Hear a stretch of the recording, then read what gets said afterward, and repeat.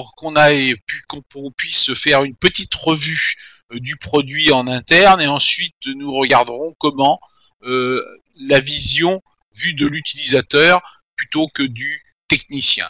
Donc là, en me connectant en tant qu'administrateur, j'ai une vision la même que celle d'un technicien, puisque l'administrateur est aussi un technicien avec, on va dire, des super pouvoirs. Donc en l'occurrence, le panneau se présente de cette façon globale. Le produit existe, il faut le savoir, en 3 versions. La version standard, la version professionnelle et la version entreprise. Alors ici, nous sommes dans la version entreprise. Ce qui différencie les autres versions, c'est qu'elles ont un petit peu moins de fonctionnalités. La version professionnelle a la gestion des équipements, mais n'a pas la base de données des changements. La version standard n'a ni les gestions des équipements, ni la gestion de la base de données des changements. Donc, en conséquence, elle ne connaît ni les changements, ni les problèmes, hein, qui sont des choses qui sont liées à la partie, on va dire, utile de l'outil. Bien, donc ici nous arrivons normalement dans la page d'accueil. C'est une page d'accueil standard technicien. Si le technicien a un certain nombre de pouvoirs, tout dépend de son rôle, de ses autorisations, il peut avoir, par exemple, à approuver certaines choses qui sont en cours d'action. Hein, par exemple, éventuellement une approbation pour un logiciel, pour l'achat d'un logiciel, une approbation pour l'autorisation d'un changement. Enfin bref, tout ce qui peut être amené à être lié à des autorisations. Ensuite, on a un résumé rapide des demandes, enfin de la situation, les demandes en retard, les demandes arrivées à échéance, enfin tout ce qui peut nous donner une vision très très rapide des choses, et les tâches qui sont en cours pour la personne qui se connecte. Donc ici, on peut ajouter, avoir un petit tableau des tâches à effectuer ou des tâches qui ont été données à effectuer par un autre technicien ou par le système lui-même. Ensuite, effectivement, nous avons la vision du planificateur, qui est une autre vision de mon planning, en l'occurrence ici, tel que il va se présenter.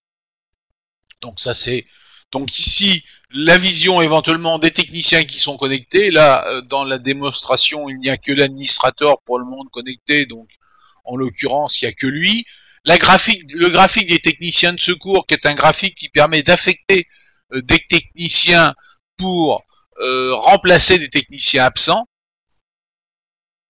Et ensuite, là, le graphique de la disponibilité des techniciens qui permet pour un manager ou les autres collègues de voir un petit peu qui est présent, qui n'est pas présent et qui va pouvoir prendre les tickets ou gérer les actions.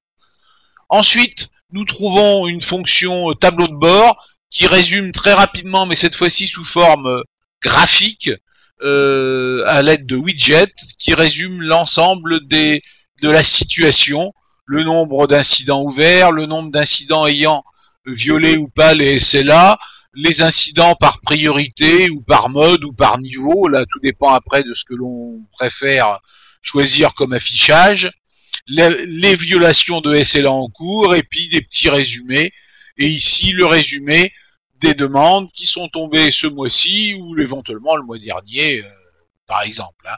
Donc il s'agit bien sûr d'outils de démo, donc on a un volume de transactions relativement faible, puisqu'en fait c'est uniquement les démos qui peuvent ce qui a été généré en démo ou en présentation qui s'affiche ici dans cette partie.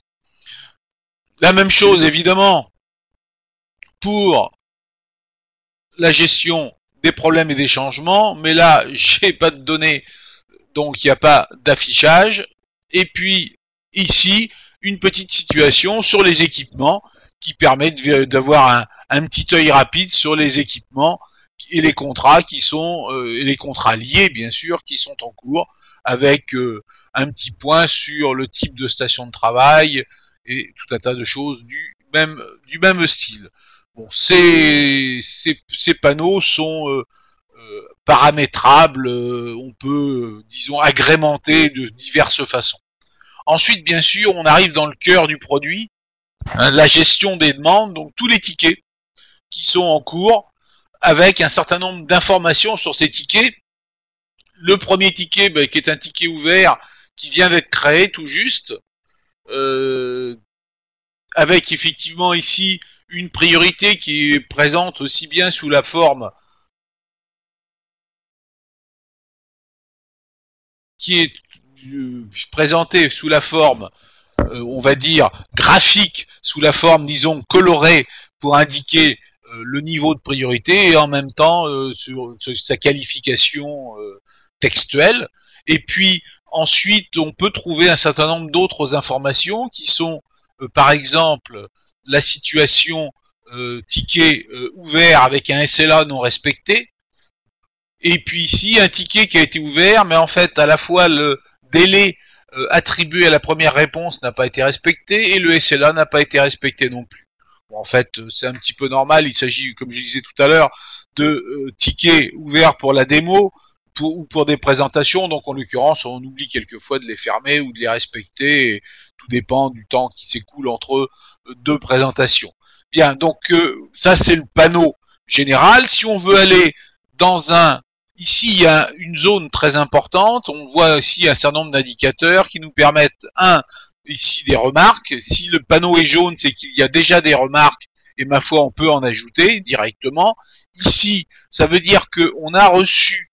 La dernière conversation était une conversation entrante, et ici, la dernière conversation était une conversation sortante. D'accord? Donc, si je prends, par exemple, le dernier incident qui a été rentré, eh bien, cet incident... Ici, j'en ai une visualisation très rapide, la description, bon là j'ai mis une description simplifiée. Ensuite, ici, la totalité des informations qui gèrent l'incident.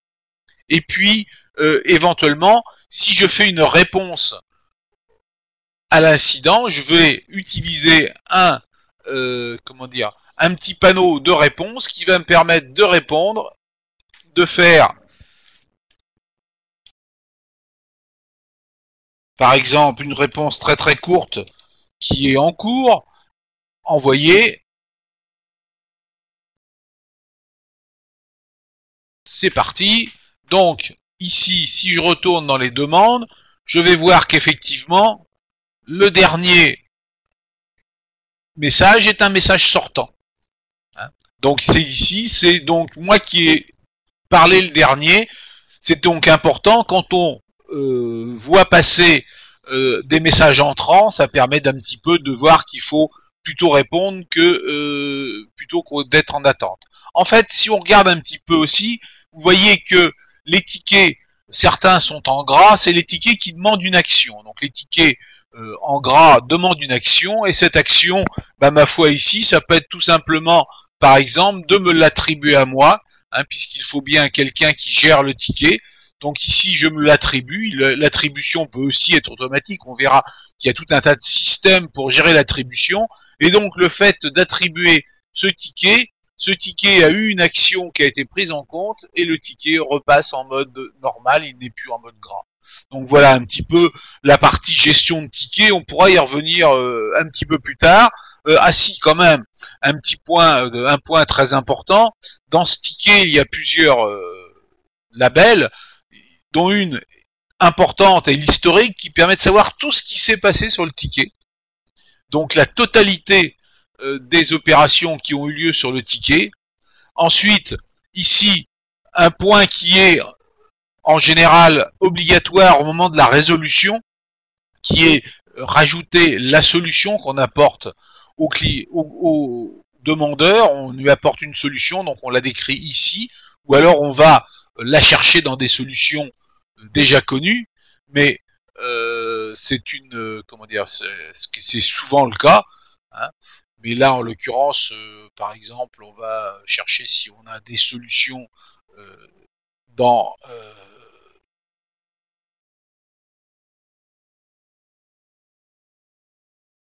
on peut prendre une solution qui existe et la copier, Et donc dans ce cas-là, dans notre ticket résolution, pardon, j'ai fait une petite mauvaise manip.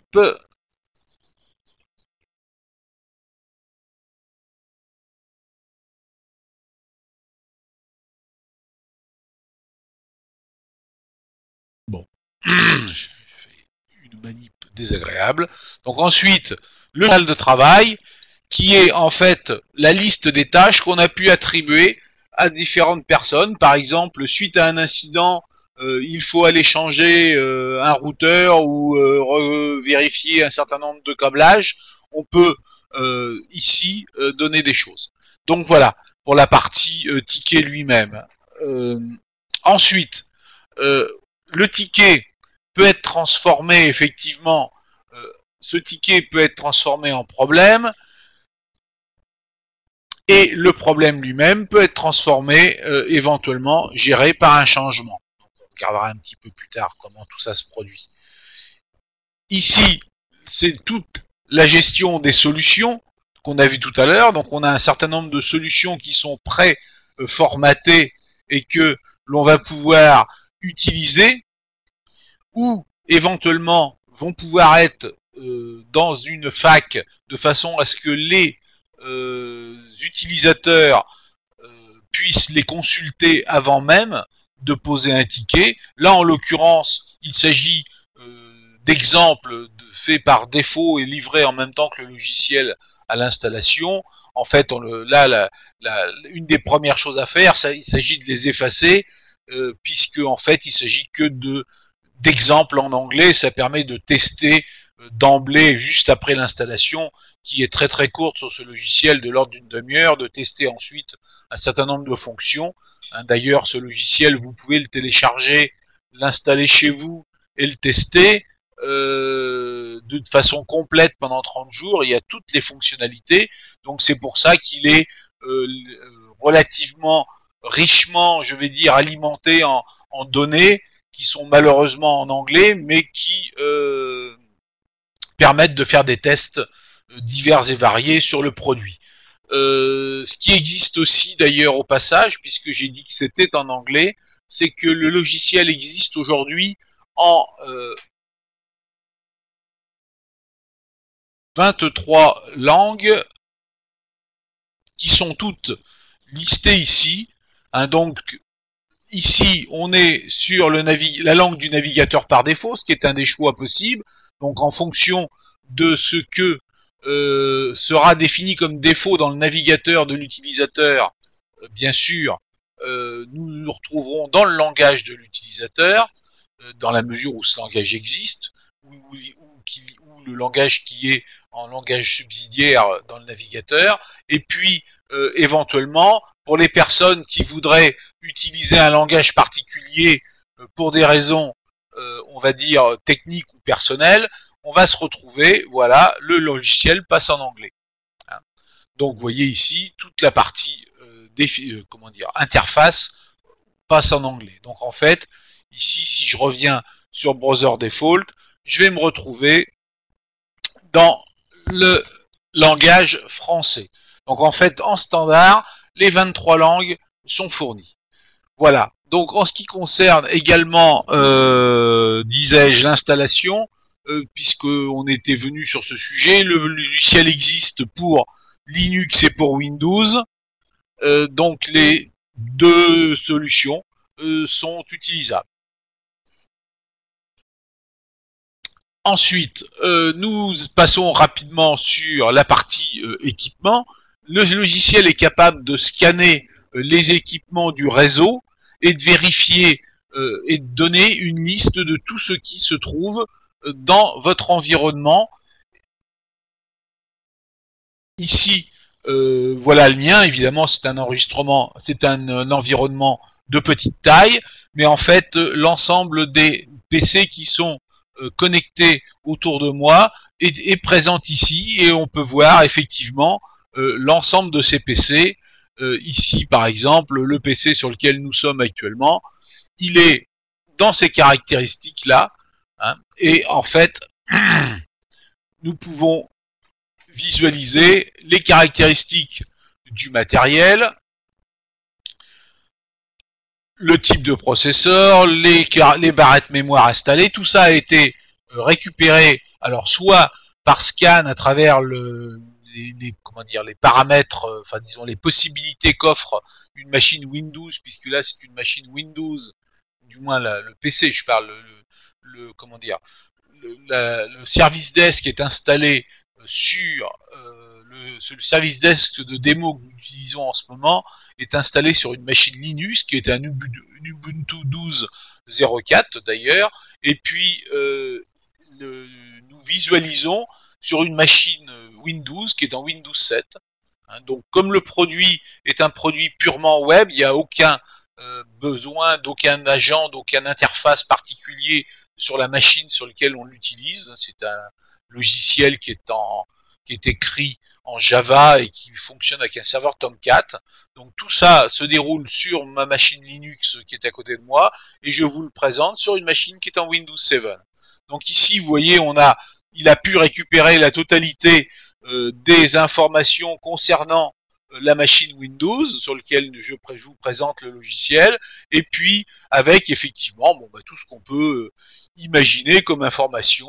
Il n'y a pas de, a priori, il n'y a pas de manque particulier. Il a pu aussi identifier les logiciels qui sont installés dessus. Donc il y a un certain nombre de logiciels qui sont installés sur cette plateforme. Et puis éventuellement le système d'exploitation qui est installé, pardon, excusez-moi, pour le système d'exploitation, il y a le système d'exploitation est dans la liste des logiciels, et on peut afficher aussi normalement les service packs qui ont été installés. Il n'y en a pas, donc en l'occurrence c'est... Ensuite, on peut avoir une vision rapide de la structure des comptes qui existent sur ce PC. Alors, ici, c'est la grande nouveauté, c'est celle surtout dont je voulais vous présenter, c'est la grande nouveauté de la version 8.1. Nous avons une vision graphique qui nous permet de visualiser comment est impacté en cas d'incident, quel est l'impact d'un incident, quel qu'il soit, sur l'ensemble des performances des opérations de l'entreprise ou du service sur lequel nous sommes. Donc en fait, ici, vous voyez, je suis connecté à vous, entre autres, ou à travers un réseau via une Freebox. Ici, j'ai un NAS qui me permet d'avoir toutes mes données. Ici, j'utilise effectivement Microsoft Windows. Et puis, ici, je suis l'utilisateur qui vous présente les choses. Cette machine ici,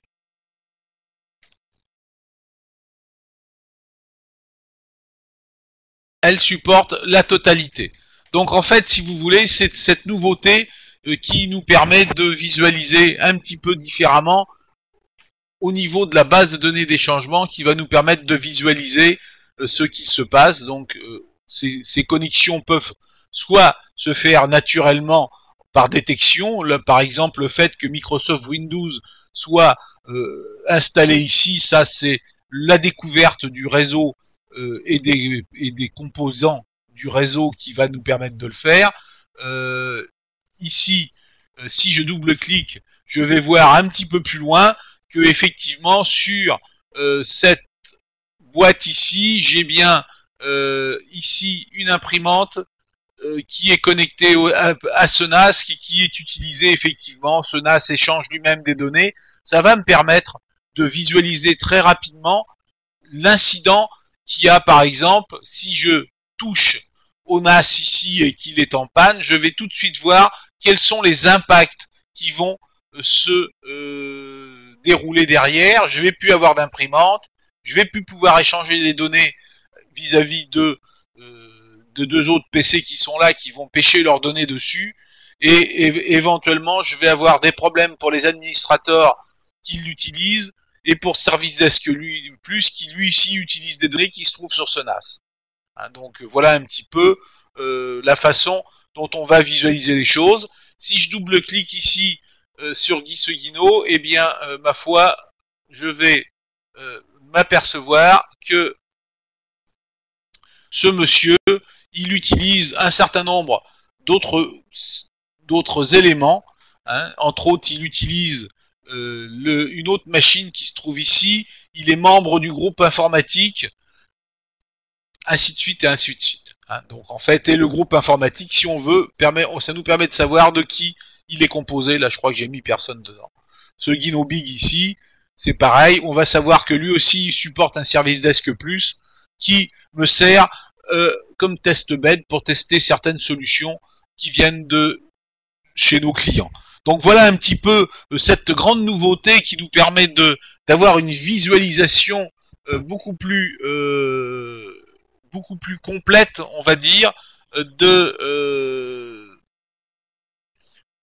beaucoup plus complète, je veux dire, par rapport à ce que nous avions. Pardon, je vais revenir en arrière.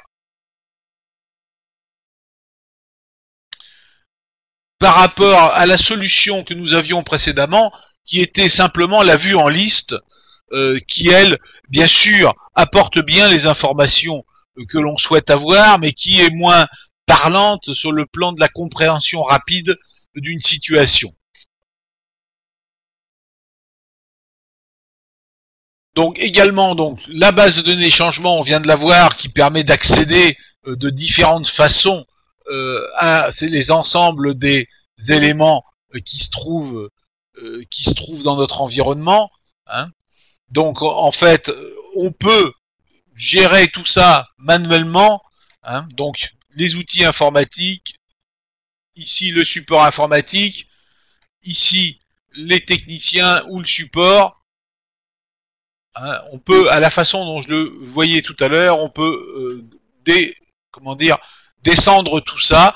Éventuellement, il y a la possibilité de le voir plein écran, de façon à avoir une vision plus aisée de la même situation. Et bien sûr, hein, dès qu'on vient vérifier quel est l'impact, quels sont les impacts ou les rétro-impacts, on va s'apercevoir grâce ici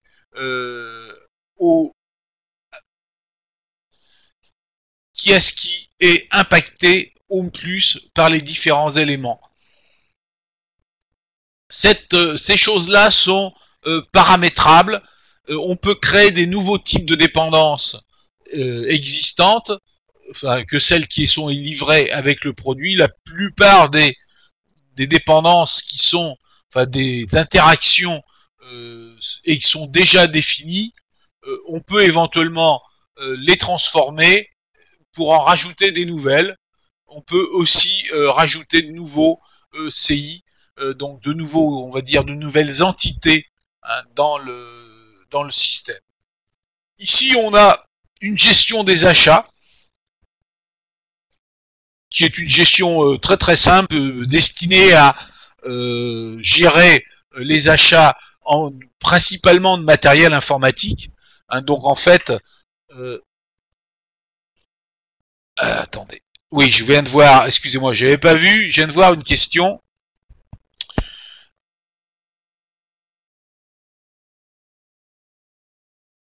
Alors, oui, comment dissocier lors des scans automatiques? Eh bien, en fait, au niveau des scans, en général, le système reconnaît tout seul le type d'outil qu'il a en face de lui. Pourquoi? Parce qu'en fait, il utilise plusieurs solutions pour scanner. Il utilise le WMI, on l'a vu, pour ce qui concerne les machines Windows. Il utilise des connexions SSH pour se connecter sur les machines Linux. Et puis, il utilise aussi d'autres outils qui permettent d'aller vérifier à l'intérieur des machines, quel est le type de machine. Donc, en l'occurrence, en général, on a l'info. Alors, il reste les cas où on n'a pas l'info.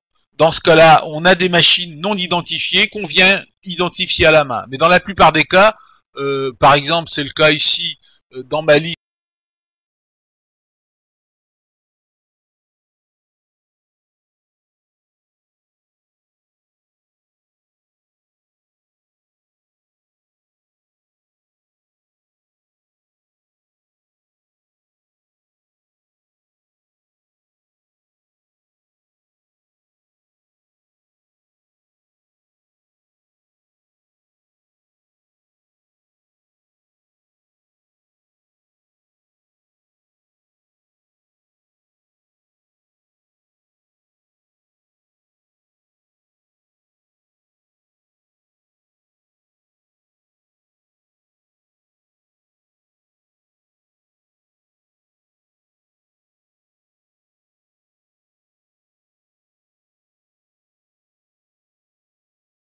Bonjour, vous m'entendez?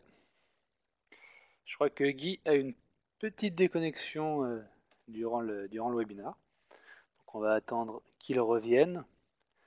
Pour information, si vous souhaitez avoir davantage d'informations sur Service Desk Plus, n'hésitez pas à vous rendre sur le site internet, sur la fiche produit de Service Desk Plus, ou encore à contacter Monsieur Patrick Garnier, qui sera donc votre contact commercial. Si nécessaire, si vous avez des questions, en tout cas, n'hésitez pas. Alors, visiblement, Guy doit avoir une petite déconnexion. Alors, même au Luxembourg, c'est possible. Il faudrait que je voie avec Monsieur Garnier, qui est le distributeur exclusif français des solutions Ozo, pour Manage Engine. C'est possible, comme il s'agit d'un pays francophone, c'est tout à fait envisageable. Donc à voir avec lui, hein, n'hésitez pas à rentrer en contact. Vous trouverez toutes les coordonnées dans la section contact du site internet Manage Engine, ainsi que son numéro de téléphone en haut à droite. Alors, que se passe-t-il? Alors attendez, je vais l'appeler sur Skype, ne bougez pas.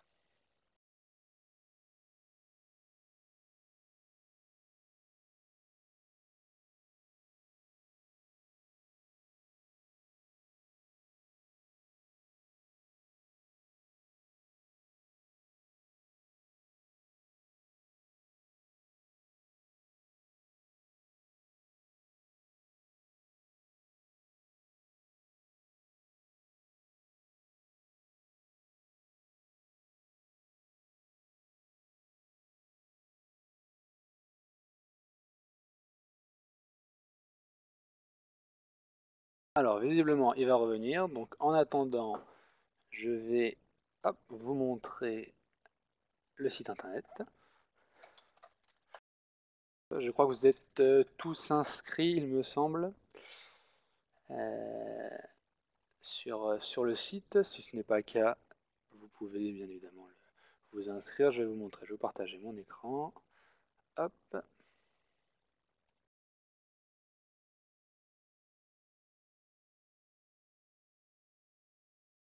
Là. Voilà, donc sur manageengine.fr. Donc vous avez ici sur la droite donc l'ensemble des solutions que nous proposons chez Manage Engine, avec ici voilà application Helpdesk, ici Service Desk Plus, où vous avez donc quelques compléments d'informations en plus de ce webinar. Donc webinar qui sera revisionnable, hein, puisqu'il a été enregistré, donc on le publiera et on vous enverra par email bien évidemment l'accès à la vidéo pour que vous puissiez le revisionner ou éventuellement le faire passer à vos collaborateurs si nécessaire. Si vous ne le recevez pas, évidemment, n'hésitez pas à en faire la demande. Donc ici le détail, vous avez également ici un bouton démo live. Ce qui vous permet d'accéder à la démo de Service Desk Plus, donc une démo en ligne directement. Donc ça c'est pratique si vous n'avez pas forcément la possibilité de télécharger la version d'essai, donc version d'essai de 30 jours qui est également à votre disposition. Ici vous voyez le bouton téléchargement qui, si vous êtes inscrit sur le site, vous permettra d'accéder à notre centre de téléchargement. Vous avez l'ensemble des solutions logicielles que nous proposons avec ici, donc, Guy est de retour. Voilà, je le remets. Alors, je termine juste ce que je vous disais. Donc, Service Desk Plus que nous avons, voilà, ici, donc en version MSP et en version normale également ici. Voilà, donc vous êtes à l'intérieur et vous pouvez télécharger donc de la documentation et des différentes versions. Alors Guy, je te laisse rebrancher ton micro. C'est pas tellement mon micro qui était coupé, c'est que je suis sorti involontairement de la salle de conférence. D'accord, il n'y a, pas de souci, j'en ai profité pour montrer ce que je souhaitais faire à la fin, donc comme ça c'est fait. Et comme de Victorine, et je te relaisse prendre la main. Je t'en prie. J'arrête.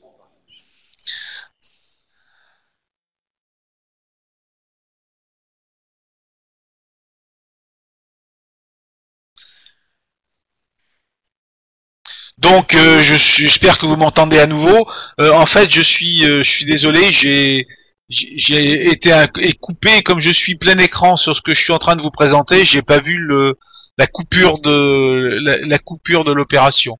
Donc, en l'occurrence, voilà. Donc, je reviens sur Service Desk. Donc, effectivement, j'avais une question auquel j'étais en train de répondre. Est-ce que vous avez entendu ma réponse sur le fait de Jean-Charles, tu peux me dire si tu as entendu la réponse sur le fait de dissocier dans le scan les routeurs, les switches et les workstations?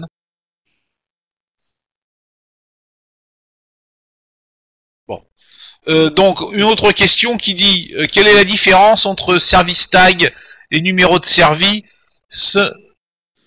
entre service tag et numéro de service d'un desktop par exemple? Attendez, il faut que je regarde de plus près. Je vais retourner dans mes équipements, équipements informatiques, station de travail. Je suppose que c'était là-dedans. Ah non, c'était juste avant, pardon.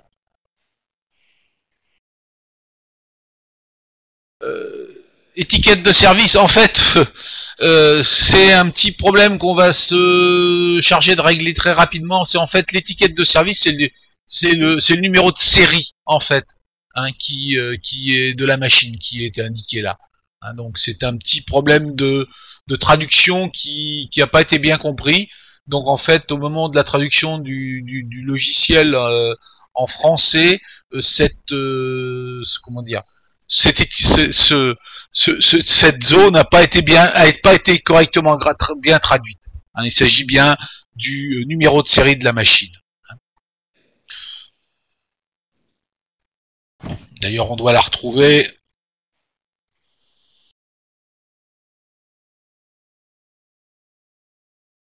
C'est pas exactement le numéro de service, ça correspond. Je l'ai pas sous la main la machine. C'est le numéro d'étiquette de la machine, c'est le numéro d'inventaire, on va dire. Voilà, c'est ça, ce que j'aurais dû dire.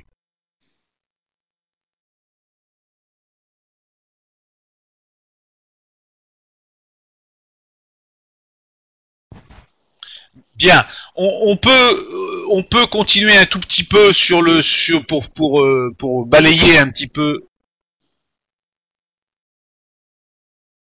Ah, je n'ai pas vu je n'ai pas eu le temps de voir la dernière question.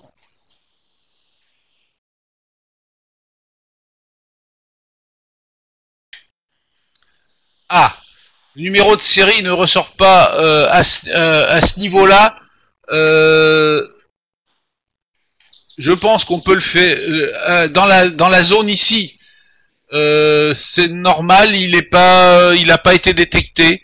Je pense que le numéro de série en fait correspond au numéro de série du CPU et que celui-là est masqué ou pas suivant les paramètres qu'on a pris au niveau du champ Intel. Je peux me renseigner pour qu'on puisse mettre pour préciser, mais à ma connaissance c'est ce qui se passe. Et le numéro de série correspond au numéro de série du processeur et ce numéro de série de processeur peut être masqué. Donc en l'occurrence, comme il est masqué, on ne le récupère pas, il n'est pas présent. Mais par contre, j'aurais pu choisir ici, je peux au passage choisir ici de présenter d'autres informations, hein, comme par exemple éventuellement une étiquette d'inventaire qui était ici, ou la mémoire totale dans l'état du simplifié, on va dire ici dans la vision générale. Hein. De la même façon que dans les visions générales, quel que soit le type de panneau, j'ai la possibilité ici de faire des recherches. Alors évidemment, moi je m'en sers peu parce que on est sur des inventaires extrêmement courts, mais c'est très utile pour des inventaires plus conséquents qui tiennent pas sur une page, contrairement au mien qui est hyper simplifié. Bien, on peut continuer un tout petit peu, à moins qu'il y ait d'autres questions. Attendez, je vérifie s'il y a des questions en cours. D'accord, donc il n'y en a pas. Donc je continue un petit peu en disant, ben voilà, maintenant on va aller regarder un petit peu comment on peut gérer les contrats. Alors là c'est pareil, ce sont des contrats qui vont se rapporter soit à une machine, soit éventuellement à un service qui peut porter sur plusieurs machines, sur le contrat d'entretien, contrat de maintenance, contrat de remplacement, on peut à peu près tout gérer là-dedans, et ça va permettre de lancer des notifications quand ces contrats arrivent à échéance, hein, comme ici par exemple, je demande à à notifier la personne qui s'appelle manager de niveau 3 pour un jour avant, de façon à ce qu'il, là je lui ai pas mis de numéro de messagerie, mais bon, j'aurais pu lui poser une messagerie de façon à ce qu'il soit notifié en temps et en heure. Hein, donc là, un jour avant, c'est peut-être un petit peu court, je peux toujours de toute façon venir modifier le document et venir dire ici que je veux qu'il soit notifié 20 jours avant, c'est un contrat à long terme, voilà, par exemple. Hein, donc ici, donc ensuite on va aller regarder un petit peu sur ce qui est paramétrable au niveau de l'outil. Alors on va passer dans le champ admin, et là on va regarder un petit peu ce qui est paramétrable au niveau du champ admin. Alors dans l'administration, non, excusez-moi, je change d'avis, je vais vous montrer rapidement quand même, parce que ça on le voit malheureusement pas très souvent. On le regarde pas très souvent dans les présentations, c'est la vision vue par l'utilisateur, par un utilisateur standard. Donc ici, je me connecte en tant qu'administrateur standard sur la machine, et voilà comment je tombe à l'intérieur de l'utilisation de la machine. Donc en fait ici, j'ai la possibilité de faire un certain nombre de choses. J'ai le résumé de mes demandes personnelles ici. Si je clique là, je vais avoir la liste des demandes que j'ai qui sont à mon nom, hein, qui me concernent directement, celles qui seraient éventuellement en attente d'approbation. Et ici, si les solutions en cours à la mode, si éventuellement il y avait eu une annonce générale pour dire, par exemple, que je vais pouvoir en mettre une d'ailleurs au passage, en changeant de ici dans l'accueil, je peux venir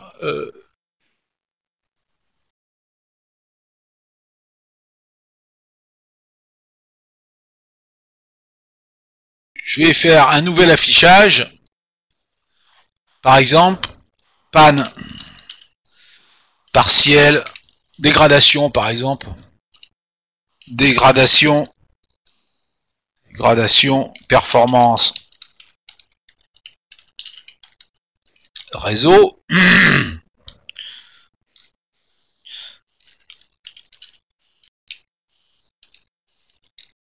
message général, hop, message général, qui va être valable jusqu'à demain par exemple.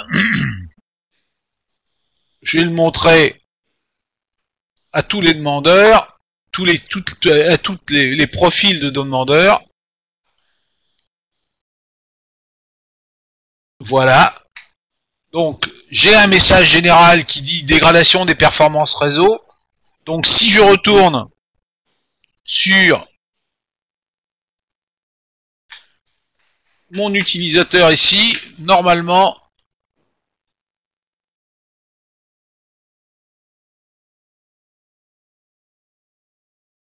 tiens. Bon. Alors, je vais vous demander de me croire sur parole. Normalement, ça s'affiche au niveau des utilisateurs. On a l'annonce générale ici. C'est peut-être parce que je ne l'ai pas approuvé. C'est peut-être pour ça. Donc, ici, j'ai la possibilité de soumettre une demande. Et ici, j'ai le choix entre un certain nombre de demandes. Donc là, j'ai là aussi un certain nombre de choses en anglais. On peut bien sûr, on va le voir, regarder comment, au niveau du paramétrage, modifier les choses dans un langage qui nous convient, quel qu'il soit. L'interface, lui, étant toujours dans la langue du navigateur ou dans la langue du choix, comme on l'a vu tout à l'heure. Donc ici, eh bien, je peux faire des demandes de type, on va dire, de type purement général, c'est-à-dire qu'en fait ici je vais pouvoir demander un changement, je vais pouvoir demander ici à me faire ouvrir un compte mail par exemple, hein, ici, ou demander l'affectation d'une demande de avec ici la possibilité d'un certain nombre de choix qui sont paramétrables aussi. Donc ici, j'ai un certain nombre de possibilités. Hein, j'ai la possibilité aussi de soumettre dans les autres demandes le signalement d'un défaut. Donc voilà un petit peu ce qui se passe du côté de l'utilisateur lambda. Si on revient du côté de l'administrateur ou des techniciens, eh bien ici on va voir comment, dans l'administration, on va gérer un petit peu tout ça. Donc en fait, dans l'administration, ce qui est important, c'est la personnalisation du service d'assistance au départ. Donc cette personnalisation permet de définir les catégories, les états. Hein, donc là, vous voyez que j'ai créé, par exemple ici, un état attente. Alors il y a 4 états obligatoires, mais ici, je peux créer des états intermédiaires qui arrête ou n'arrête pas le temporisateur. On verra à quoi sert le temporisateur rapidement tout à l'heure. Je peux définir mes niveaux. Je peux définir les modes. Je peux en rajouter. Par exemple, il y a la possibilité de se connecter maintenant à travers des portables ou des tablettes. Hein, donc en fait, je peux éventuellement... Donc dans ce cas-là, je tombe sur sur une interface web simplifiée pour les devices mobiles. Donc en l'occurrence, je vais pouvoir avoir une webform simplifiée dans ce cas-là et puis tomber sur créer donc une forme mobile par exemple, pourquoi pas. Je vais pouvoir personnaliser les impacts, je vais pouvoir personnaliser les urgences et ce qui va être important, les priorités dans lequel je veux gérer les choses, et ce qui est très important évidemment, ensuite, quelle est ma matrice de priorité, c'est-à-dire mon ratio entre, d'un côté, les priorités, l'importance des impacts et l'importance des urgences, et définir quelle va être la priorité que je vais utiliser dans cette matrice à 2 entrées. Ensuite, je vais pouvoir gérer éventuellement les types de demandes, hein, qui vont être soit des demandes d'information, par exemple ici, ou des incidents. Ensuite, je vais pouvoir ensuite définir à peu près, vous voyez là, j'ai pas traduit, mais si je veux traduire, il suffit de dire que ça c'est annulé, au lieu d'être cancel, et voilà, c'est changé. Les règles de fermeture, c'est qu'est-ce qui doit être rempli systématiquement avant que j'ai le droit de fermer un ticket pour le technicien. Donc vous voyez ici, on peut à peu près tout paramétriser. on peut rajouter des champs supplémentaires qui sont soit des champs avec une liste de sélection. Si on positionne ici, on aura une valeur par défaut. J'ai dû faire une démo où on avait besoin de connaître un certain nombre d'informations qui n'avaient rien à voir avec l'informatique. Ici, on a des modèles d'incidents qui sont déjà prédéfinis, donc qui permettent de simplifier la vie des gens. Au moment de créer l'incident, on va pouvoir aller directement sur un incident. Là, en l'occurrence, je voyais de type, parce qu'il y a quelqu'un qui avait de l'informatique spécialisée dans l'agriculture, donc un incident de type agricole. Donc allons-y. Hein, donc éventuellement, dans les actions rapides, je peux créer un nouvel incident, par exemple. Hein. Si je crée un nouvel incident à ce niveau-là, dans les incidents de modèle, je vais pouvoir choisir le ticket qui ressemble à un incident de type agricole, voilà, où des choses seront déjà prédéfinies. Hein, donc en fait, c'est le but de la manip, aussi bien côté technicien qui prend ou côté personne qui prendrait ça à un centre d'appel, que évidemment pour le technicien qui voudrait rentrer l'incident suite à une information par. Alors également, chose dont je n'ai pas parlé, les incidents peuvent se rentrer automatiquement par un serveur de messagerie, donc une adresse de messagerie qui récupère sur une adresse donnée tous les messages qui passent, qui peut transformer ces messages en incidents et éventuellement même en spécifiant de façon précise le type d'incident, en ayant, par exemple, si je trouve dans le corps dans le sujet de l'incident voilà, incident, si je trouve le significatif incident derrière, je vais me retrouver, si j'active ici, je vais me retrouver avec la possibilité de vérifier dans le mail, dans le corps du mail, un certain nombre d'informations, et ces informations, je vais pouvoir éventuellement les traiter pour les transformer en champ de l'incident, hein, de façon à ce que ce puisse être défini automatiquement au travers du parseur. J'ai un petit filtre anti-spam ici qui permet de verrouiller un certain nombre de choses qui n'auraient pas été verrouillées en amont, qui ne concerneraient pas directement le service desk. Ici, donc, derrière, je peux définir un certain nombre de sites. Ces sites ont des caractéristiques que l'on peut ici définir. En fait, soit ils ont des paramètres complètement personnalisés, soit ils ont des paramètres standards, soit éventuellement ils ont des paramètres, ils utilisent la copie des paramètres par défaut qu'on vient modifier a posteriori. Donc tout ça c'est toujours de la paramétrisation. Donc dans les paramétrisations, il y a les heures d'exploitation qui peuvent être différentes d'un site à l'autre, les jours d'exploitation, les jours fériés bien sûr, les services qui sont pas obligatoirement les mêmes effectivement d'un site à l'autre, puisqu'on peut très bien avoir dans un site un certain type d'entreprise, de service, et dans un autre site un autre type. Enfin, deux informations extrêmement importantes. On rentre là dans le cœur de l'automatisation, de la robotisation du produit.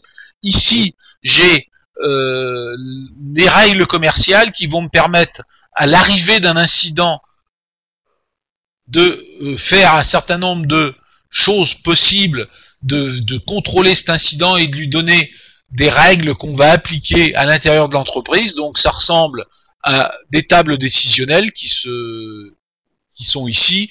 Si par exemple le nom du demandeur est manager L3A, et puis si l'élément est le logiciel de paix, et ben dans ce cas-là, je considère par exemple que je place l'urgence dans une urgence haute avec un impact important et que je le mets d'emblée au niveau L2. Hein.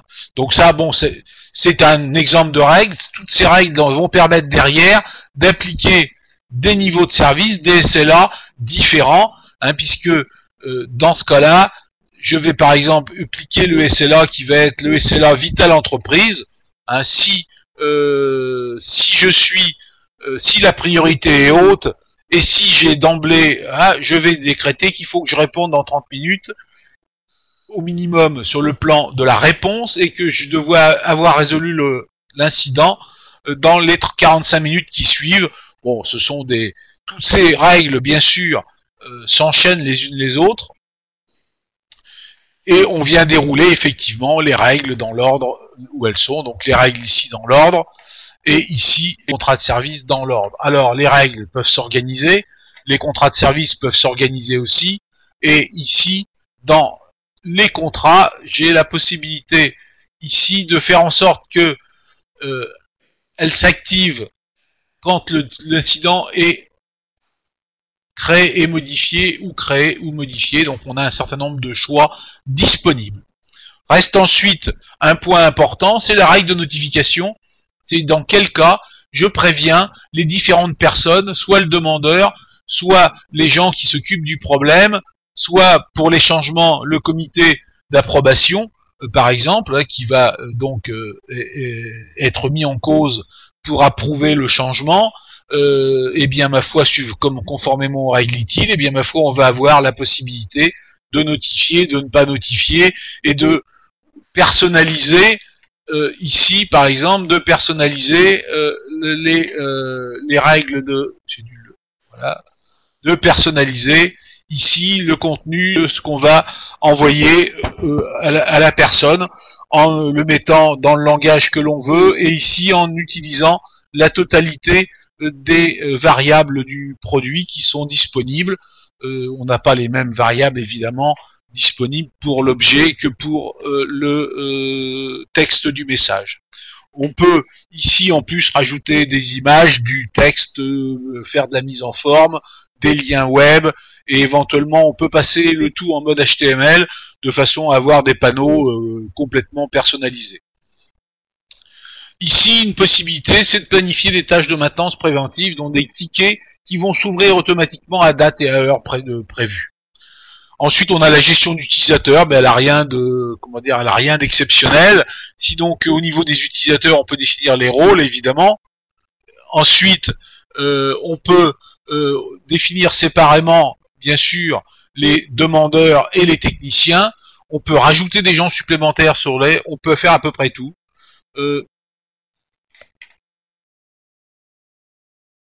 Excusez-moi, je viens de voir une question passer.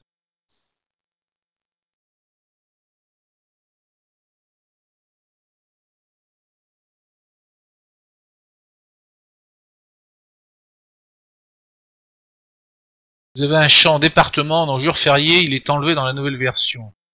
Ah, vous êtes utilisateur déjà.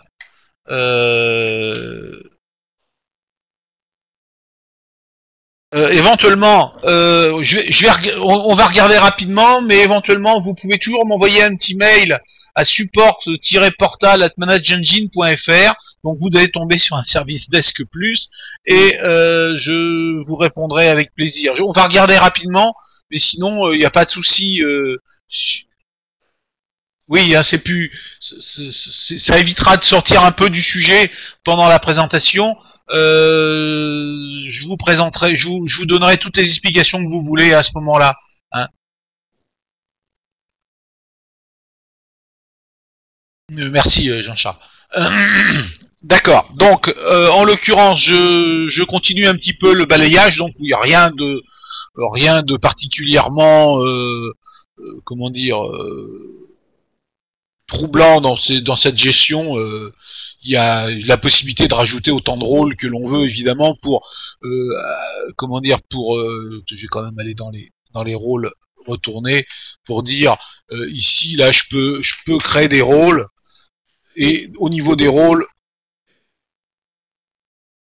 oui, on peut cascader, oui, monsieur, oui, tout à fait. Donc ici, dans les rôles, je vais ajouter un nouveau rôle et je vais dire voilà, donc par cochage, je vais pouvoir donner des droits différents chez rôle de test, et puis ici je vais dire que c'est une personne qui n'a le droit que c'est un technicien, qui n'a le droit que d'afficher par exemple. Ça serait un petit peu stupide pour un technicien qui peut se connecter, mais peu importe, c'est juste pour la beauté du geste, voilà. Hein. Donc, ensuite, effectivement, alors la possibilité, soit de travailler pour la connexion à travers l'Active Directory, ou même en pass-through, en connexion pass-through, c'est-à-dire que les gens connectés sur leur PC ont directement l'accès sans être obligés de rentrer de mot de passe dans Service Desk Plus au moment où ils se connectent. Ça, c'est une des possibilités. On peut aussi travailler à travers LDAP.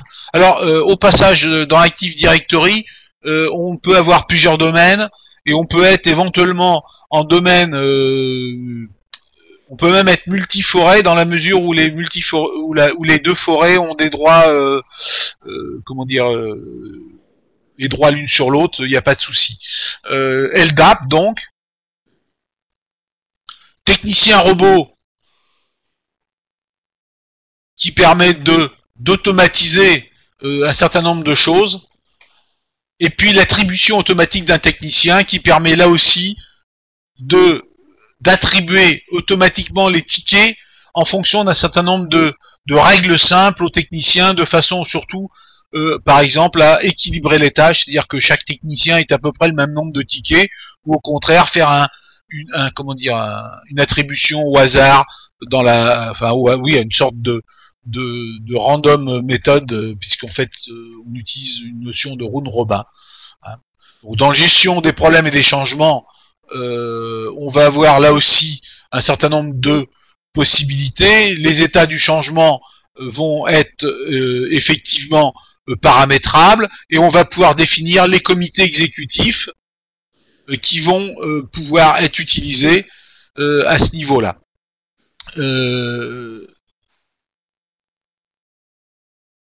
Bon, il y a bien sûr, comme tout à l'heure, on avait des règles de fermeture des incidents, il y a des règles de fermeture. Donc ici, le paramétrage du réseau, qui peut être donc en mode sans agent, comme on en a parlé tout à l'heure, éventuellement peut être également avec un mode agent, plus économique sur le plan, et en particulier absolument indispensable si on veut sortir du réseau local. C'est-à-dire que si on veut aussi faire l'inventaire de réseaux distants qui sont reliés à travers le domaine public, et bien à partir de ce moment-là, on est obligé de mettre au moins un probe sur l'autre côté du réseau. Donc le probe, c'est un logiciel Asset Explorer qui est fourni dans la licence de Service Desk Plus, qui donc est gratuit pour l'utilisateur. On le met juste en mode surveillance du réseau local, et après lui il va faire transiter les données vers le serveur Service Desk Plus, et puis déployer éventuellement des agents de façon à limiter le trafic réseau, puisque quand on est en mode sans agent, on vient scanner la totalité de la machine, et en particulier la liste des logiciels à chaque scan, alors que quand on vient scanner sur des logiciels qui ont des agents, on ne vient scanner que le delta que l'agent a découvert entre la situation N et la situation N plus 1. Bon, voilà donc les règles d'analyse du réseau en fonction qu'il s'agit de la partie Windows ou de la partie, puisque le partie Windows peut s'effectuer sur la base du domaine. Et puis pour les éléments distribués dont je parlais, on peut aussi pour des équipements qui ne seraient pas connectés en permanence, on peut éventuellement faire tourner. Ah pardon. Oui, donc je reviens. Donc là, on peut, sans agent du tout, et pour des choses qui sont pas connectées, on peut venir chercher, faire tourner en individuel un petit logiciel, un mini logiciel sur la machine, et ensuite de transporter volontairement le fichier et l'utiliser. Bon, je reviens sur le mode sans agent et avec agent. En fait, quand je suis en mode sans agent, j'utilise la notion du WMI sur les machines Windows. Or, quand je suis en mode WMI, dans ce cas-là, je viens à chaque fois interroger la machine. Donc, il y a comment dire, il y a un trafic important sur la machine elle-même, puisque le WMI, vous avez pu le constater si vous l'utilisez sur une machine Windows, est une opération relativement lente. Et puis, en plus, on vient transférer sur le réseau la totalité des informations à chaque scan. C'est-à-dire qu'en fait, on vient scanner une machine comme la mienne, sans et quelques logiciels divers et variés installés. À chaque fois, on vient remonter la totalité de la liste hardware et la totalité de la liste des logiciels à travers le réseau. Et s'il y a plusieurs milliers de machines sur le réseau, ou plusieurs centaines en tout cas, ça risque d'être relativement lourd. Dans le mode avec agent, c'est l'agent qui tourne régulièrement sur la machine, qui vient faire une liste XML des fichiers, comment dire, du contenu de la machine sur le plan hardware et software, et au moment où l'agent vient interroger la machine, l'agent qui est installé sur cette machine ne vient transmettre que le delta depuis la dernière interrogation. Donc en l'occurrence, souvent 0, parce que en fait, ou éventuellement quelques notions de service pack ou d'amélioration Windows qui ont été installées, ou un ou deux logiciels, mais très très peu de choses. Généralement, le hardware bouge très peu, donc en fait, on vient remonter très peu d'informations. Donc c'est sûr que c'est plus contraignant d'installer avec agent, puisqu'il faut faire de l'installation sur des agents sur les différentes machines. Par contre, sur le plan du trafic réseau généré, c'est beaucoup plus léger. Donc si on a plusieurs milliers d'assets à gérer, ou plusieurs, je connais des gens qui en ont 2500 par exemple, il vaut mieux être en fonction agent parce qu'on va avoir un trafic beaucoup plus léger. Je le sais pas par cœur. Honnêtement, je connais pas le numéro d'agent, les numéros de port par cœur. Je les ai pas. Honnêtement, je les ai pas comme ça pour vous les donner.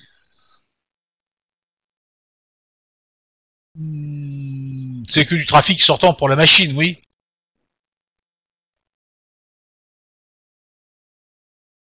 Et que du trafic entrant pour le serveur.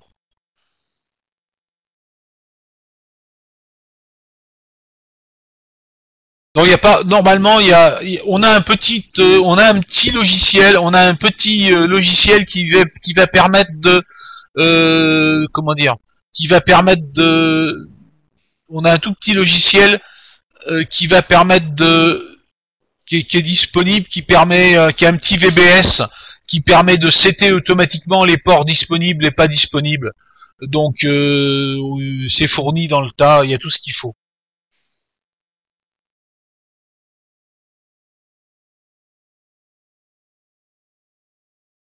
J'ai pas en tête je sais que c'est relativement anodin, mais donc dans la gestion des équipements, là aussi pareil, on a à peu près tout pour.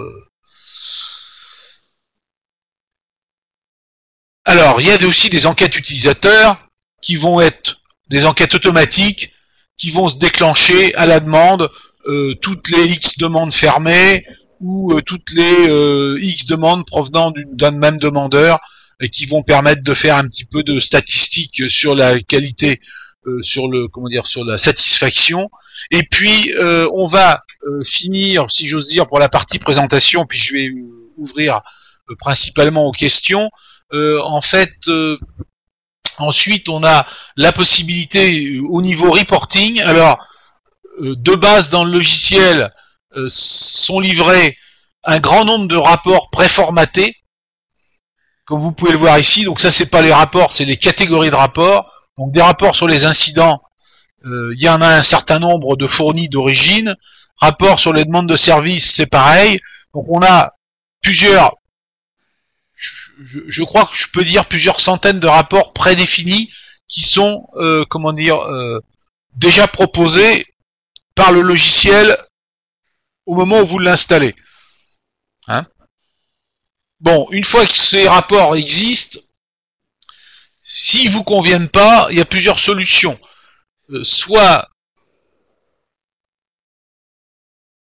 ici, bon, évidemment, on est sur une machine de test, mais ici, par exemple, j'ai lancé un rapport matriciel qui me plaît pas parce que, en fait, ça date du 2 juillet au 8 juillet. et que c'est pas ce que je voulais, je fais modifier, je tombe dans l'assistant de ce... pardon, hop, excusez-moi, simple.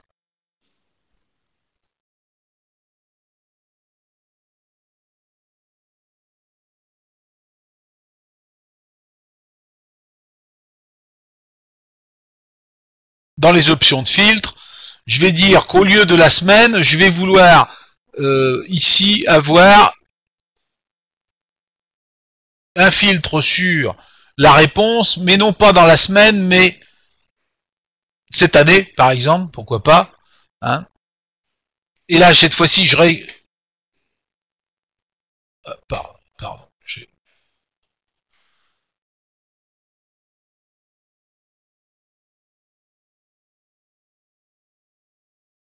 Option de filtre, décidément, cette année, réponse due, exécuter le rapport, voilà. Donc cette fois-ci, je l'ai sur l'année, et si il me plaît comme ça, je l'enregistre en étant rapport des données annuelles, et là, j'ai créé un nouveau rapport. Il est disponible juste pour moi, ou pour tout le monde, c'est un choix à faire. Hein. Et il vient, soit je l'ai enregistré dans un dossier, et je lui mets une description, et je peux ensuite l'exporter, soit en fichier HTML, soit en fichier PDF, soit en fichier XLS pardon, pour un tableur, soit éventuellement en fichier CSV pour l'utiliser pour faire une interface avec un autre logiciel.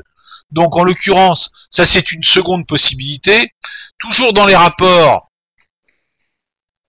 je peux en créer complètement à partir de l'assistant rapport, je peux créer complètement un rapport personnalisé, basé sur l'assistant rapport, qui va me permettre de dire, bah tiens, finalement, je veux un rapport de matrice qui va travailler sur les demandes d'incidents et que je vais, pour tous les équipements, ou sur les équipements, par exemple, seulement les serveurs.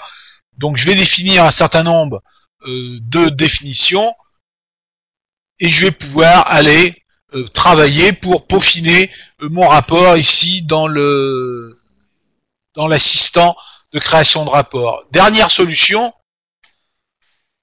le rapport de requête. Alors, ici, si je fais afficher, j'ai la structure de la base de données telle qu'elle est. Ça me permet de m'y repérer si j'ai besoin d'informations. Le rapport de requête brut de fonderie, c'est quelque chose qui n'est pas très facile à gérer. Donc en général, ce qu'on fait, c'est on fait un petit peu la même méthode que tout à l'heure, c'est-à-dire qu'en fait, on part d'un rapport existant. Ici, je fais l'état sur, je prends mon rapport annuel, et puis ici, je fais afficher la requête. Donc cette fois-ci, je vais l'ouvrir avec l'éditeur de requête, et cette fois-ci, je vais aller peaufiner à l'intérieur de la requête SQL, en supposant que je sois un expert ou un bon manipulateur de SQL, je vais pouvoir aller moi-même bidouiller ça de façon à avoir exactement la présentation ou éventuellement exactement la sélection complémentaire que j'aurais voulu rajouter à ce rapport qui n'était pas assez fin à mon goût. Donc voilà, on a fait le tour un petit peu des 3 méthodes. Alors il existe une dernière solution, c'est vous nous demandez un rapport qui existe nulle part et dont vous n'avez pas la moindre idée. Et ben ma foi, dans ce cas-là, on va essayer de vous trouver la possibilité de créer ce rapport si c'est possible dans l'outil. Il faut savoir que des rapports SQL, on ne peut pas faire de rapport tabulaire avec. Donc il y a la seule chose qu'on peut pas, rapport de matrice, pardon, les rapports matriciels, on ne sait pas les faire. Donc la seule chose qu'on peut faire, c'est des rapports tabulaires. Voilà. Je vais donc ouvrir. J'ai fini la présentation formelle, si j'ose dire. Donc s'il y a encore des questions que vous souhaitez. Ah, ben oui, la question par rapport à Support Center. Je pense que les deux logiciels s'adressent pas du tout à la même type de personnes. En fait, Service Desk est un outil plus orienté panne informatique, enfin disons requête informatique d'une façon générale. Il n'y a pas de, ou du moins requête gratuite, je vais dire, parce qu'il n'y a pas de notion de gestion des contrats côté client.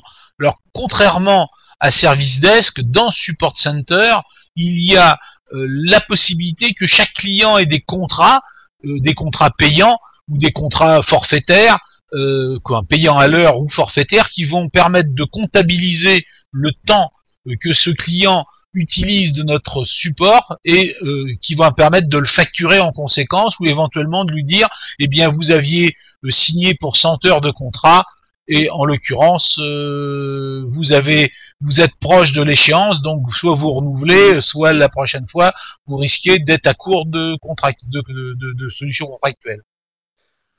Si il y a une notion de facturation, on peut globalement rajouter des temps, mais il n'y a pas de notion de facturation du service lui-même. Il y a une facturation, il y a une notion de comptabilisation du temps passé.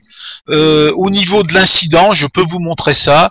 Au niveau de l'incident, ici, quand je suis dans une demande quelle qu'elle soit, ici, par exemple sur celle-ci, ici, je vais pouvoir rentrer. Déjà au moment où je fais la résolution, par exemple, ici vous voyez j'ai une ajout d'entrée de temps qui me permet, mais je l'ai à plusieurs endroits, qui me permet de dire, moi technicien 1, j'ai passé le technicien 1 a passé 2 heures avec un coût par heure de 200.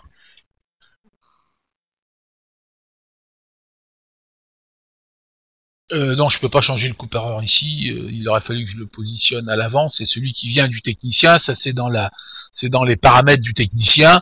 Donc le coût de l'incident c'est 200. Ça par contre je peux le calculer à la main. Et puis le temps réalisé, enfin la date, ça a été fait tel jour. Mais c'est pas, ça n'a pas la finesse.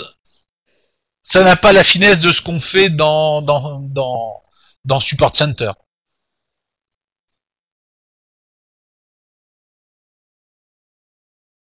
Oui, je vais essayer.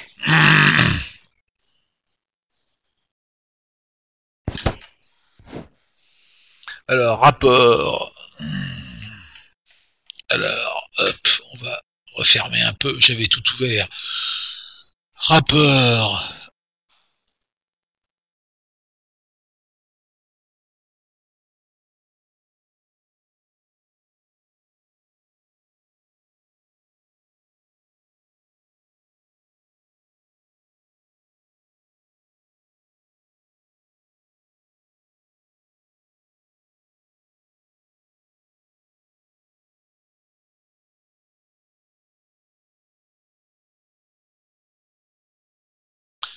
Voilà un rapport sur les postes de travail, disons avec une rupture sur le type de système d'exploitation. Donc en tête on trouve celui qui n'a pas été reconnu, et ensuite on retrouve les Debian, et ensuite on trouve les Windows 7. C'est un type de rapport, hein.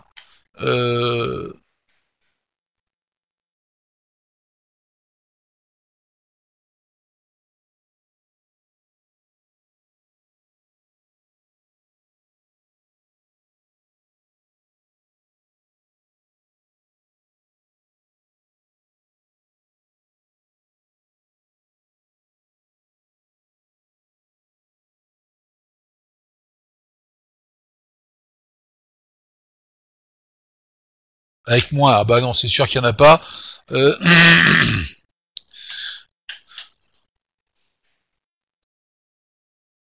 Cela vous convient comme type de rapport? L'export en PDF intègre le logo du produit. Non. En fait, les logos...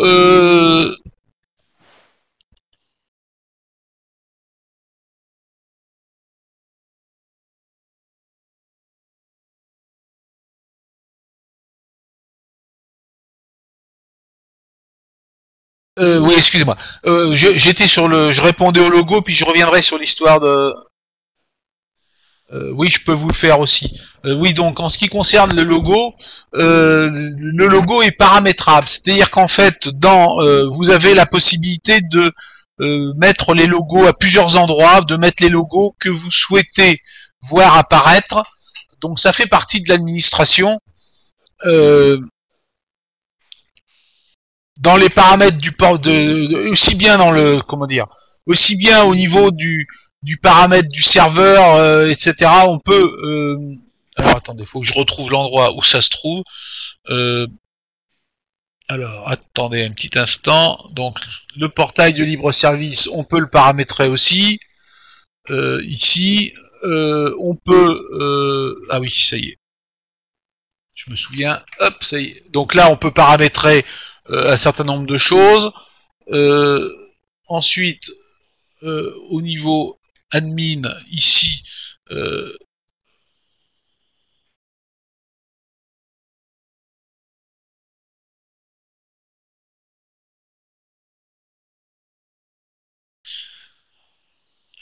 sais plus, dans les détails de l'organisation. Ici, vous pouvez changer les logos qui sont utilisés dans les, et on peut changer les logos également du portail, c'est-à-dire celui-ci et celui d'accueil, Donc ces logos, tous ces logos là vont être changés et vont se retrouver effectivement. Donc ici, je peux apporter une image, changer le logo. Donc dans les rapports pareil, je peux faire la même chose. Donc du coup, je vais me retrouver avec une personnalisation. Hein. Donc, en fait, je vais personnaliser le logo au format de votre entreprise. L'écran d'accueil aussi d'ailleurs. Hein, cette comment dire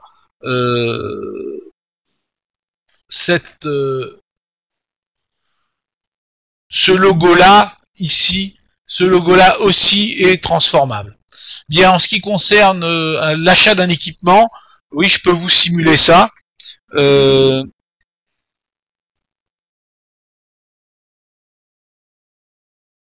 Je peux vous simuler l'achat d'un équipement. Donc, on va aller dans l'achat. Donc, je vais faire un nouveau bon de commande.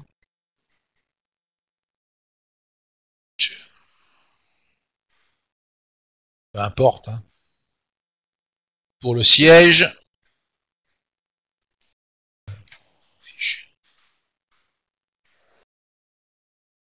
Ici. Le site. Siège aussi. Ça va être une station de travail. On va en commander un deuxième de la façon dont il était. Donc là, je récupère automatiquement le prix qui a dû être rentré pour le précédent. Hein, donc là, je peux évidemment, bien sûr, modifier. Ça a augmenté depuis. Quantité 1. Donc du coup, bah, tout va se mettre à jour.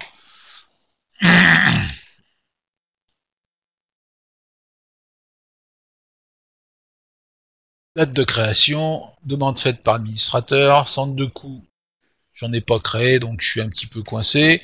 J'ai sélectionné les approbateurs, ça va être l'administrateur qui va approuver, ça va simplifier. Donc tiens, on va le faire approuver par Dino, enregistrer. Non, on va simplifier. Hop, autorité signataire, admin, ok. Bon, c'est un peu bizarre que je puisse à la fois remplir le bon de commande. Qu'est-ce qui me manque? Qu'est-ce qui me manque? Ah, pardon.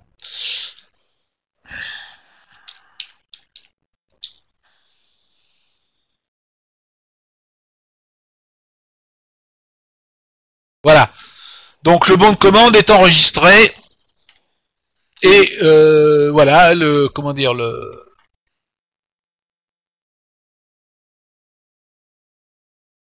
donc maintenant, il faudrait que comment dire, ce bon de commande soit approuvé.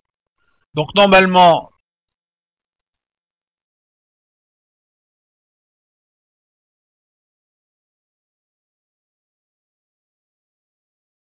voilà, le bon de commande est approuvé. Pardon, hop, dans mes achats.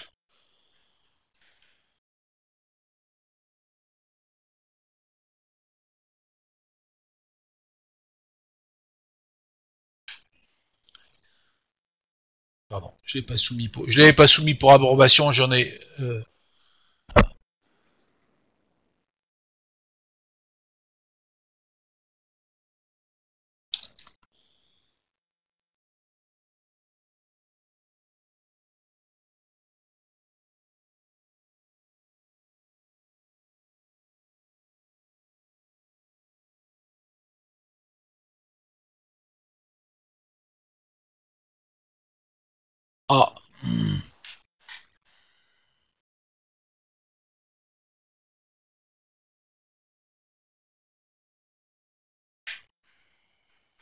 Hop, hop. Je vais prendre le bon de commande précédent qui est approuvé. Voilà.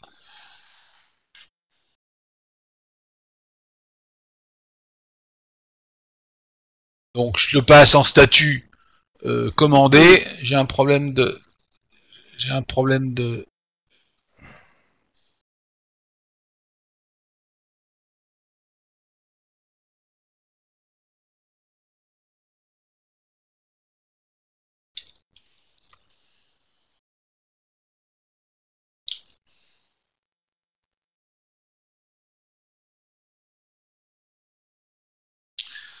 Donc j'ai voilà, j'ai émis le bon de commande vers le fournisseur. Maintenant, je peux passer les éléments en réception. Je l'ai reçu. Donc cette machine, normalement, devrait se trouver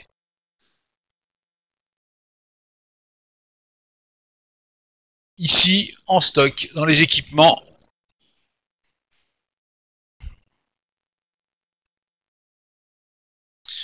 Donc ici, j'ai à nouveau maintenant une machine supplémentaire qui se trouve en inventaire et que je vais pouvoir affecter quelque part. Et éventuellement, si cette machine se déplaçait, si j'ose dire, sans que je puisse la suivre à ce moment-là, au moment où la machine est découverte sur le réseau, je peux venir faire un rapprochement. Ici, j'ai la possibilité de rapprocher, hein, de faire ici un rapprochement entre une machine sur la... une machine qui est en bon de commande en inventaire, une machine que j'aurais découvert sur le réseau, puisqu'elle serait passée, si j'ose dire, elle aurait été installée sans que j'en sois avisé, par exemple, donc je pourrais faire le rapprochement. Est-ce que ça vous convient?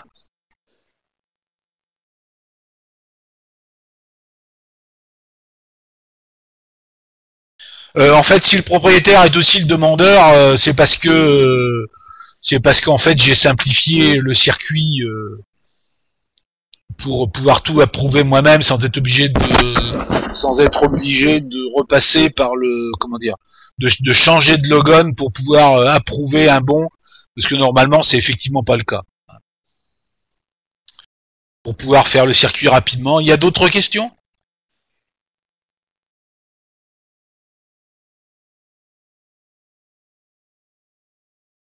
Bah, le rapprochement, en fait, je peux pas vous le démontrer là, puisqu'il faudrait que cette machine que je viens de commander et qui aurait été livrée soit connectée sur le réseau. Et à partir de ce moment-là, je vais pouvoir dire cette machine qu'on vient de voir apparaître sur le réseau qui n'était pas précédemment correspond au bon de commande numéro tant parce que je le reconnais par le numéro de série et des choses comme ça. Donc je vais pouvoir dire ok, c'est comme ça que je vais pouvoir gérer. Voilà. Le rapprochement, c'est ça. Il n'y a pas d'outil spécifique dans le produit pour utiliser les codes barres, mais on peut le faire puisqu'on a la possibilité de rentrer on a la possibilité, et il y a plein de gens qui le font, de rentrer les équipements ici, là, dans la liste des équipements, on peut les rentrer par ici par importer à partir d'un fichier CSV. Donc, à partir du moment où on a scanné un certain nombre de choses, on peut venir les récupérer à partir d'un fichier CSV. Est-ce que j'en ai un qui serait... non, j'ai viré mon dernier que j'avais qui était intéressant.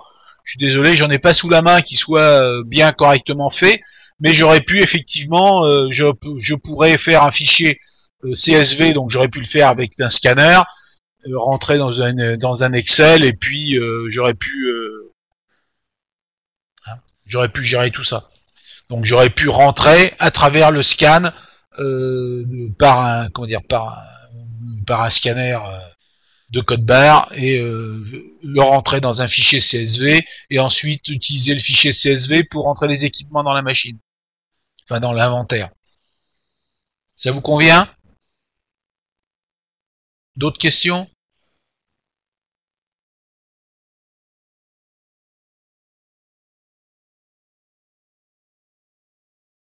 Mes routeurs, j'en ai pas moi. Donc c'est un peu pour ça que...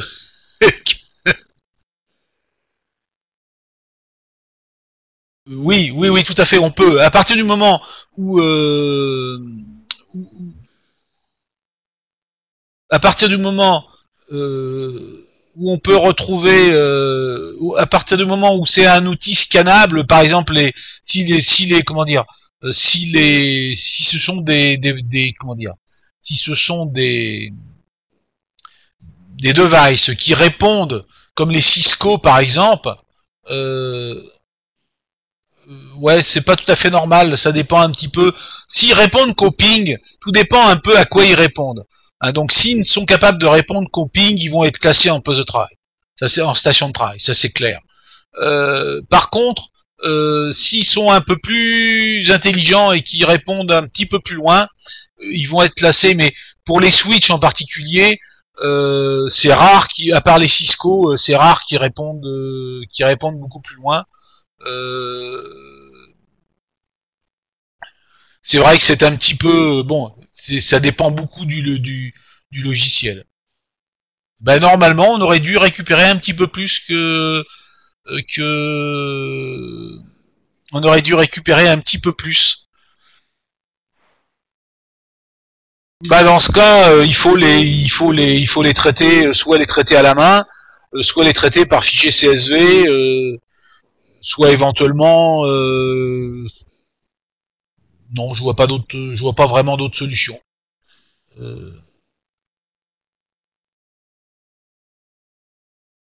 Mais normalement, des Cisco, on aurait dû les reconnaître un petit peu plus. Là, il faudrait que vous fassiez un incident pour voir pourquoi est-ce qu'on les a pas reconnus plus que ça.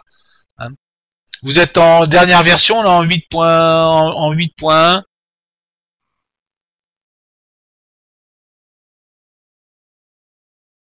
Bien. Il y a encore des questions?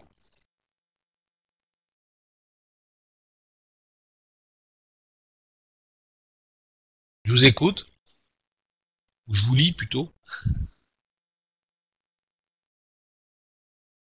Bon, bah merci beaucoup à tous. Bonne... c'est écrit sur le site web de du fournisseur. Il y a effectivement la possibilité d'utiliser un iPhone. Il y a une application iPhone. Personnellement, je vais pas vous répondre parce que je l'ai jamais utilisé parce que moi je suis en en Android et donc en l'occurrence je l'utilise en Android sans application. L'application Android va venir dans peu de temps d'ailleurs, c'est dans les plans. Aujourd'hui il y a BlackBerry et iPhone, mais j'ai pas eu l'occasion de tester puisque je suis pas équipé. Donc il faut aller sur normalement aller dans le catalogue des applications iPhone hein, sur l'Apple Store. Normalement vous devriez la trouver sur l'Apple Store.